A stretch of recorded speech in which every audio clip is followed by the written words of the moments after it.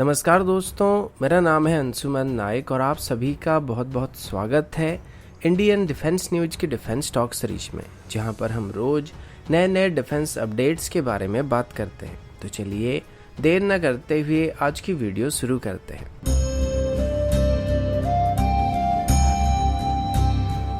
आज की पहली अपडेट एवेक्स को लेके है। इंडियन एयरफोर्स की बात करें तो अभी हमारे पास 6 ही एवेक्स मौजूद है, जिनमें से 3 तो फाल्कन एवेक्स है और 2 नेत्र एवेक्स हैं। और अभी बीच में सुनने को मिला था कि डीआरडीओ की तरफ से जो नेत्र एवेक्स की प्रोटोटाइप को टेस्ट बेड के तौर पर इस्तेमाल किया जा रहा था, उसको भी इंडियन एयरफोर्स को डिलीवर कर दिया गया था। लेकिन तब भी इंडियन एयरफोर्स की रिक्वायरमेंट के मुकाबले हमारे पास 50% के आसपास भी एवेक्स मौजूद नहीं है।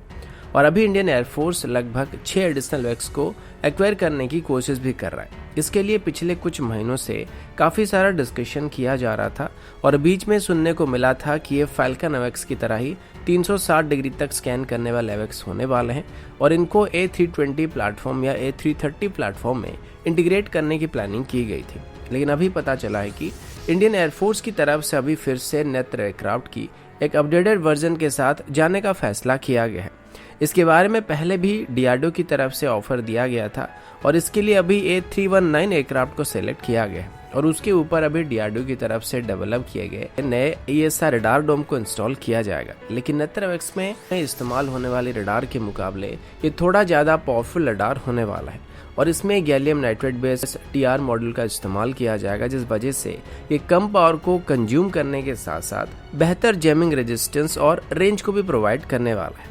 इसके लिए अभी कैबिनेट कमेटी की तरफ से लगभग 11,000 करोड़ को सैंक्शन किया गया है और अभी जल्दी ही डीआरडीओ की तरफ से इसके लिए एक फॉर्मल टेंडर को भी फ्लोट करने की बात की गई है, क्योंकि अभी आने वाले 4 सालों के अंदर ही डीआरडीओ की तरफ से इस नए एवेक्स के प्रोटोटाइप को बनाकर इसकी डेवलपमेंटल फ्लाइट को शुरू करने का प्लान किया गया है। इसमें डीआरडीओ की तरफ से उत्तम ESR रडार के अलावा सेटकम सिस्टम और एक नई सिंथेटिक एपर्चर रडार को भी इंस्टॉल किया जाने वाला है, जिससे हम सिर्फ इसको एवेक्स की तरह इस्तेमाल नहीं कर सकते हैं, बल्कि जरूरत पड़ने पर इसको हम कोस्टल सर्विलेंस के रोल के लिए भी इस्तेमाल कर पाएंगे। और ऐसे अभी कुल मिलाकर 6 एवेक्स को बनाने का प्लान किया जा रहा है। जैसे कि नेत्र एवेक्स की एक अपडेटेड वर्जन होने वाला है, तो इसमें राउंड रडार डोम देखने को नहीं मिलने वाली है और ये 360 डिग्री तक स्कैन नहीं कर पाएगा। लेकिन फिर भी इसकी जो रडार एंटीना के ब्लाइंड स्पॉट थे, उनको अभी काफी हद तक रिड्यूस करने की कोशिश की गई है और इस वजह से ये अभी लगभग 300 डिग्री के आसपास की कवरेज देने वाले, जबकि नेत्र एवेक्स की बात करें तो वो लगभग 240 डिग्री के आसपास ही कवरेज दे पाते हैं। अगला अपडेट इंडियन एयरफोर्स की रफाल को लेके। आप सबको पता होगा कि रफाल जो है वो इंडियन एयरफोर्स का सबसे एडवांस फाइटर जेट है और अभी तक इंडियन एयरफोर्स में लगभग 26 रफेल को शामिल किया जा चुका है, जिनमें से 18 अंबाला एयरबेस में तैनात किए गए और बाकी हसीमारा एयरबेस में डिप्लॉय किए गए। इसी बीच आज हिंदुस्तान टाइम की तरफ से बताया गया था कि अभी फ्रांस की तरफ से हर महीने लगभग 3 रफेल को भारत को डिलीवर करने की बात की गई है और ये तब तक चलने वाला है जब तक रफेल की डिलीवरी कंप्लीट नहीं होता है। यानी कि अगले महीने से हमको हर महीने 3-3 करके रफेल को डिलीवर किया जाएगा और दिसंबर तक भारत को लगभग 35 रफेल को डिलीवर करने का एम रखा गया है और बाकी बचे 1 रफेल को जनवरी 2022 तक डिलीवर कर दिया जाएगा। लेकिन खास बात यह कि जो आखिरी रफेल होने वाला है, यानी कि 36 नंबर का रफेल होने वाला है, इसमें इंडियन एयरफोर्स की तरफ से डिमांड किए गए सभी 13 स्पेसिफिक एनहांसमेंट को करने के बाद इसको भारत को डिलीवर किया जाएगा। अगर आपको याद होगा तो रफेल डील के मुताबिक इनिशियली जो रफेल भारत को डिलीवर किए जाएंगे उसको ऐसे ही सीधे तौर पर भारत को डिलीवर कर दिया जाएगा और जो आखिरी रफेल भारत को डिलीवर किया जाएगा उसमें सभी इंडिया स्पेसिफिक एनहांसमेंट मौजूद रहेंगे और इसे काफी पहले से ही फ्रांस की तरफ से टेस्ट किया जा रहा है।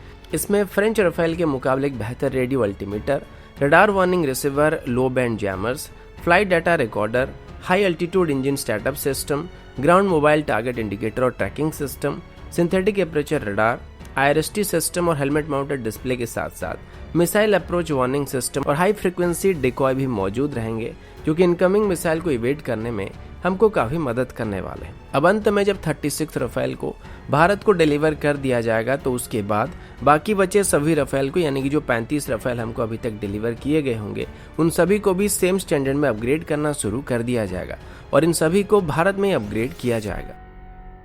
अगला update air launched unmanned aerial vehicle को लेके है। पिछले हफ्ते का अपडेट सामने आया था जिसमें ये बताया गया था कि भारत और यूएस के बीच अभी एक एमओयू को साइन किया गया था, जिसमें air force research laboratory, Indian air force और डीआरडीओ साथ मिलकर एक अनमेन्ड एरियल व्हीकल को बनाने वाले हैं। अब ये एक एयर लॉन्च ड्रोन होने वाला था और इसके बारे में बहुत ज़्यादा डिटेल अभी तक अवेलेबल नहीं किया गया है, क्योंकि दोनों ही तरफ से यानी कि यूएस की तरफ से या भारत की तरफ से भी इसके बारे में कुछ बहुत ज़्यादा जानकारी पब्लिक नहीं किया गया था। लेकिन इसको लेके अभी अलग अलग डिफेंस फोरम में या ट्विटर में भी कई तरह के डिस्कशन किया जा रहा है। कुछ लोगों का मानना है कि मे बी एक स्वॉर्म ड्रोन सिस्टम होने वाला है जिसको एयरक्राफ्ट से लॉन्च किया जाएगा और इसको कैनिस्टर से लॉन्च किया जाएगा, जिस तरीके से हम लोग अभी बंसी टाइप के ड्रोन को लॉन्च करते हैं। लेकिन फर्क इतना होगा कि इनको किसी बड़े ट्रांसपोर्ट एयरक्राफ्ट की मदद से हवा से ही लॉन्च किया जाएगा और लॉन्च करने के बाद जब मिशन को पूरा कर दिया जाएगा तो बाद में इनको रिकवर किया जाएगा। दूसरा तर्क ये है कि इससे पहले भी यूएस की तरफ से एक एयर लॉन्च ड्रोन को बनाने की कोशिश की गई थी,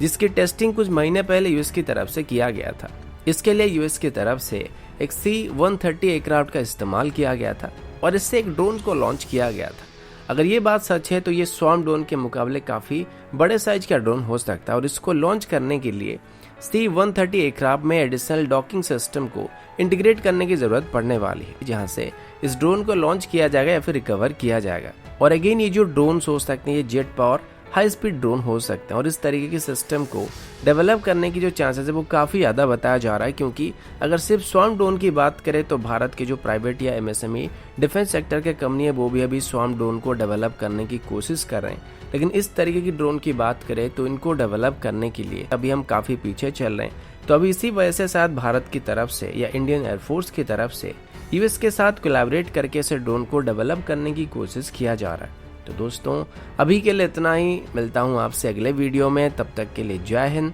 वंदे मातरम।